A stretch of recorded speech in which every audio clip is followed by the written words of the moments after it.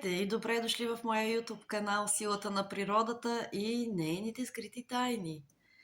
Сигурно доста от вас имат село Дръвчета Вишна, с която искам днес да ви запозная с дървото вишна от рода череши. Те са полезни, богати на антиоксиданти и антоцианни, кверцетин, имат калий и желязо, съдържат витамин С, А, Р и от група Б. Укрепват сърцето, съдържат мелатонин, подобряват съня, болките, вставите, намаляват възпаленията и имат кръвоспиращ ефект.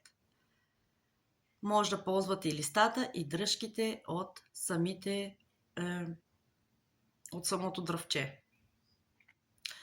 Антиоксидантната защита, богати на антоцианни и кверцетин, които се борят със свободните радикали, предпазват от сърдечни заболявания и понижават високият холестерол, намаляват възпаленията. Подобряват съня, естествен източник на мелатонин, който регулира циклите на съня и помага при безсъние. Укрепва капилярите и понижава кръвното налягане. Предотвратява и засирването на кръвта, намалява риска от инфаркти и от инсулт. Облегчава ставните проблеми, помага при ревматизъм и пикочната киселина. Подпомага също така на бъбреците.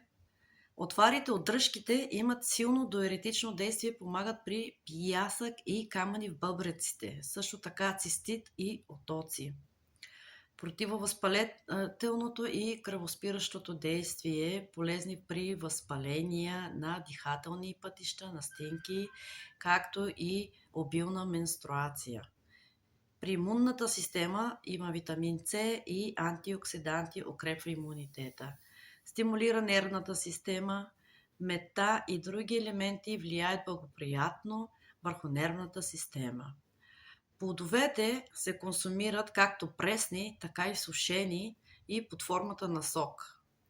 А дръжките от вишната използва се при приготвянето на чай, който има силно диуретично и прочистващо действие.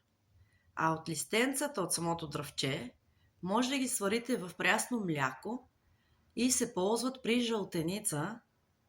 Това е по народни вярвания от средновековието, така хората са се лекували.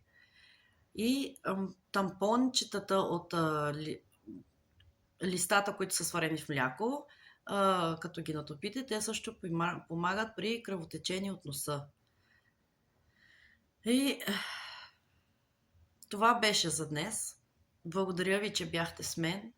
И ако сте болни от нещо, искате да споделите, може да напишете коментар или да ми споделите от какво сте болни и аз ще ви отговоря с видео. Благодаря ви, че бяхте с мен и до нови срещи. Ако ви искате още такива полезни свойства от мен, споделете видеото или се абонирайте с камбанка. Благодаря ви.